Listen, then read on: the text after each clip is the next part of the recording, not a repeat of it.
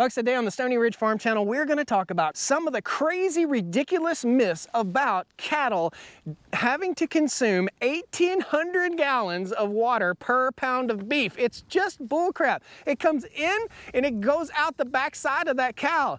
Guys, come on. What are we talking about? Why is this agenda-based environmental garbage out there? There should be laws against this.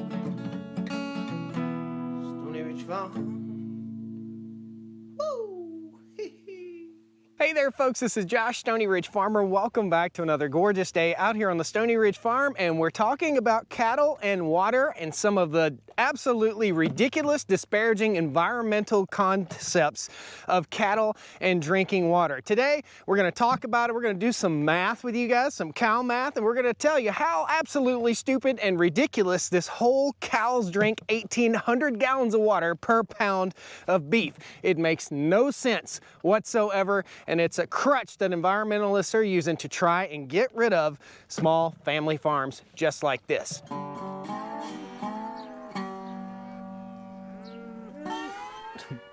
Kicking cow turds. Guys, welcome back to the Stoney Ridge Farm Channel. If this is your first time or your 50 millionth time, please hit the like button, subscribe to the channel. We make rural content. And today we're here to talk to you about some of the disparaging paperwork that I have found online talking about how much water cows consume and how horrible they are for the environment. So first of all, let's define the farm that you see behind you and define the cows. So this is a first generation regenerative farm here in the foothills of the Blue Ridge Mountains of North Carolina. We raise grass-fed beef.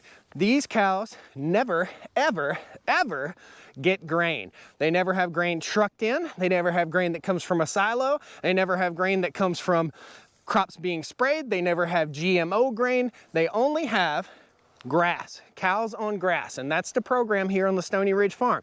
We don't medicate our cows because they're well. We medicate the sick. We take care of the sick if we do have a sick cow, and we take care of the well just like we should. We don't have to give medications. Do you have to give your children medications to keep them healthy? I don't think so. Do we have to give our cows medication that are out here on grass to keep them healthy? I don't think so. So the precipice behind having the cows out here on grass and on pasture is that we move our cows. So we move, we mob, and we mow. And right now, we're in the winter season. And how do we keep grass-fed beef in the wintertime? We keep them out here on pasture, grazing hay bales that we unroll on the land. The cows consume that hay, and they consume water. And that's what today's video is really about, is water, water, water. And the crazy, outrageous claims from certain groups like denverwater.org saying that, do you know what food has the largest global water footprint? And it says beef.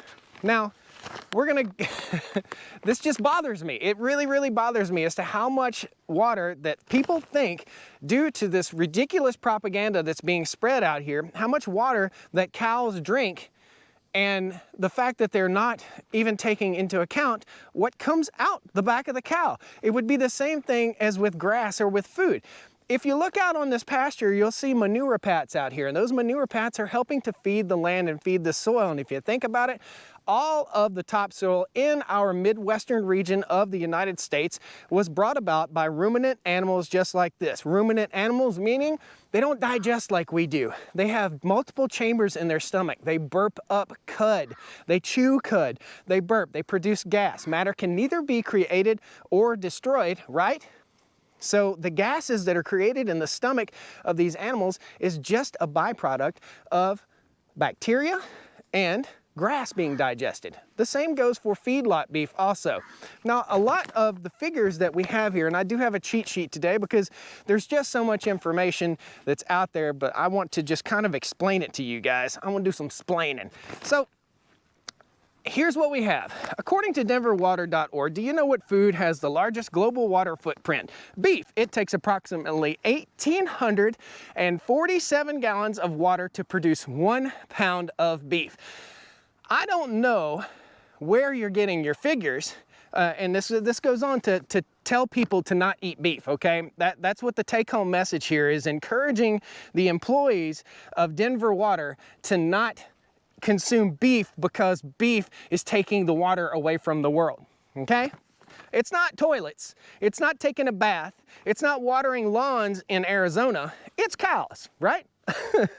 So let's go on into more detail here. A beef cow eats thousands of pounds of grass, corn, grains, and soybeans during her lifetime, and water is necessary to grow this diet. Now, these cows eat grass. This grass is grown out here on pasture, and the rain that falls from the sky and the water that comes out the butts of those cows is what waters our grass and what contributes to the groundwater and the watershed. Now, underneath the ground, we have aquifers. We have water that seeps underneath the ground. We have underground rivers all around. We're here in North Carolina. If you don't want your food to have a huge impact on the environment, then raise it in an environment what's conducive for growing food, right? So if you think you're going to go in the desert Southwest and raise cattle, and they're going to consume more water. The crops are going to consume more water. How many of you guys have been driving through a country road and seen one of those big water wheels watering a field of alfalfa hay, or a field of soybeans, or a field of corn? That's water. That's the water that they're talking about here in this 1,847 gallons of water for 1 pound of beef. It's absolutely ridiculously inaccurate. That is a figure from feedlot beef. Now, if you want to help, and we're going to tell you at the end of this video how you can help reduce the water impact of animals like this. We're going to tell you at the end. So here we go. That's why production of animal products like meat, dairy, and eggs requires more water than fruits. 115 gallons of water per pound, and vegetables are 39 gallons of water per pound. You can't make this stuff up, okay? You just can't make this stuff up. What about the fuel that it takes to haul those vegetables from California to North Carolina, or the fuel that it takes to haul beef from Argentina all the way up here? We're not even talking about that. So when we ask, here it is, this is denverwater.org. So when we ask our employees to make healthier choices when eating, we're not only contributing to our employees' overall wellness, because obviously a vegan diet is so much better for you than eating a well-rounded diet with meat. Obviously in Denver, that's the case. We not only contribute to our employees' overall wellness, but we help reduce the global footprint of water. And since we're a water utility dedicated to water conservation and efficiency, that's what we call a win-win situation. In other words, denverwater.org is encouraging everyone that reads their website and encouraging their employees to seek out a vegan or vegetarian diet because of the impact that cattle and livestock and chickens that produce eggs, we want to reduce the impact of that. Now, field corn, you can't eat field corn. We know that the human digestive system does not digest corn. These animals can digest corn, right? So can chickens, and chickens can eat virtually anything and produce eggs. My chickens over here, I just tossed them out some bread. I made bread last night. It wasn't that good, so I tossed it out to the chickens. They're gobbling it down. Otherwise, they get no food. They get to peck through all the manure pats and the leftover hay here, and they consume right off the land. So no food and 5 gallons of water will produce about 100 eggs for me. That's amazing. I think it's absolutely amazing. And zero food input, unless we're in the distraught part of the winter where there's snow on the ground and that birds can't forage for themselves. Now, what do you guys think about Denver.org encouraging people to not eat meat because of the ridiculous idea that cows consume 1,847 gallons of water per pound of beef? Do you not understand that the water goes in the cow's mouth and out the cow's back end and back onto the land if you're raising animals in a situation like this? And we're going to talk about that just a little bit more. This is a rant, okay? So let's talk about water consumption. Everyone's water consumption. EPA, according to EPA.org, the average American family uses more than 300 gallons of water per day at home. That's 109,500 gallons of water per year. That's my math. 101 gallons per day per person on average is 36,865 gallons per year per the math from EPA.org. Okay, let's talk a little bit more about this. That's toilets flushing, that's showering, that toilets. If there's anything that's the biggest waste in our country or in the world, it's water that's flushed down a stinking toilet. All it does is go down the toilet and into the sewer, if you live in town, and into the water treatment plant. Then it gets treated and dumped back into the river. Out here, we have a septic system on our property, and you can look right across there. There's a patch of green grass right in front of the house. What's that from? That's from our showers, and that's from our toilets flushing. And we have a theory in the house: if it's yellow, let it mellow. If it's brown, flush it down. That's what we do. We try to conserve as much water. We have 3 ponds on the property and 6 creeks on the property. Again, if you don't want your food to be a major consumer of scarce water, don't raise them in the desert. Seems to make sense to me. I don't know, guys. You tell me. If you want to make a difference in the world, let's start with you. denverwater.org. Let's start with your water consumption and how much you take showers, take baths, flush toilets. How much water do you waste? Let's start by looking inward at ourselves before we look outward at the rest of the world. If it's yellow, let it mellow. If it's brown, flush it down. If you don't want to be part of the water system impact on planet Earth, then don't buy your beef from your major grocery stores. Make sure you buy from a local farmer and buy grass-fed beef. Pastured, grass-fed, regenerative farm beef. Guys, that's what makes the difference. These cows consume water from that water tank that's right over there. They consume water that's pumped from a well here on the farm. That well is solar powered, powered by the sun. That has no carbon footprint. We have nearly 3 miles of water line in the ground, under the ground here on the farm, and we have frost-free water systems here on the farm. The cows get in there and they drink their 24 gallons a day. And what comes out the back of those cows? Approximately 24 gallons. Let's say that a cow might lose ½ a gallon of water per day due to mucus production, which actually has been shown to stimulate grass growth. So in other words, the slobber from the cow's mouth in the summertime when grass is growing actually has been found to stimulate the growth of the grass. Isn't that amazing? So this water is actually growing something. So the cows are consuming right around 24 gallons per day. What comes out the backside of them cows is right around the same 24 gallons per day. It goes down into the ground. It hits groundwater. The nutrients that come out from that urine, and I don't know if you've ever seen the dog park or not, but the dog park is full of tufts of real tall grass. Why? Because the urine and the feces that comes out of those dogs is feeding the land, just like the urine and feces that comes out of these cows. So the nutrients go through the cow consumes the grass, nutrients go through, and the water goes through, and it comes out as urine, and it feeds the land. It comes out as manure, and it feeds the land. This ridiculous concept that cows are destroying the earth is absolutely the problem. The real root problem is cheap food. America wants cheap food.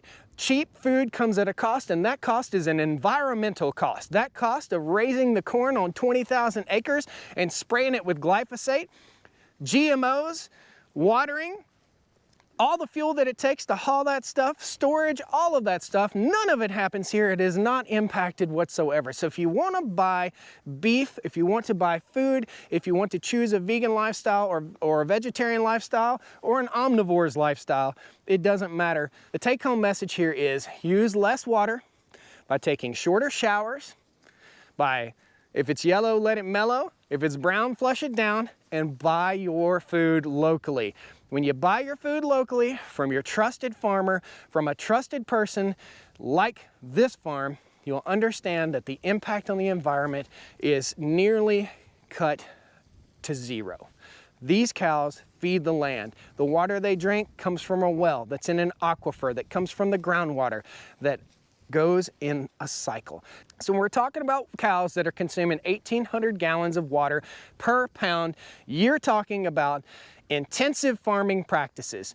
Those are CAFOs, concentrated animal feeding operations. And the CAFO is where the cow, this calf, is taken to market. It's sold to a major conglomerate. That major company takes it, puts it on a feedlot, an overcrowded lot, puts all these cows in there and feeds them as much food as they can possibly get while restricting their movement. That's why they're out there, and in the hot summer months, they don't have any shade typically, so they're sprinkling water all over them. That contributes to it. They're hauling in food for the cows. So they're hauling in corn, they're hauling in soybeans, they're hauling in wheat, they're hauling in all this stuff that's been farmed out on huge mega farms, and our food system is becoming one big corporation. If you want cheap food, it comes at an environmental cost. If you want good, wholesome food that heals the land, then it comes at no cost to the environment. It actually improves the environment, guys. This is why our grain belt in this country has its topsoil. Ruminant animals like this. Carbon on the land, not carbon in the air. Guys, we burnt no fuel today. We burnt no electricity today. The cows are out here consuming hay. All the water comes to them via solar. They drink it, they pee it out, it goes back into the aquifer and back into the well pump. It's filtered by the land. Folks, thank you so much for joining me today. I just was so disgusted. This was brought on by a viewer's comment of how much water cows consume, and people just have no concept that cows eat and they poop. If they didn't, they would be huge. They would be as big as a house in like a week. This math just doesn't work out, guys. Thank you all so much for joining me today. Please post some comments down there. Let me know what you think about these ridiculous numbers. And are you vegan or vegetarian because you think it's saving the world? I'm gonna tell you something. Row crop farming out on 10,000 acres with gigantic $500,000, $2 million combines, burning diesel fuel and spraying pesticides and herbicides on this food is not the way, in my opinion. It's not the way. A well-rounded diet with ruminant animals that come in and heal the land. Now, we can raise our crops and we can bring animals like this in to graze the residual that's left over and feed the land with butt fertilizer instead of chemicals. Think about it, guys. We'll see you next time on the Stoney Ridge Farm. Hit that like button, subscribe to the channel. Please post your comments. If you're vegan, if you're vegetarian, post them. Tell me what you think. Take care. See you next time. Woo! Well, come on down to the Stoney Ridge, bring your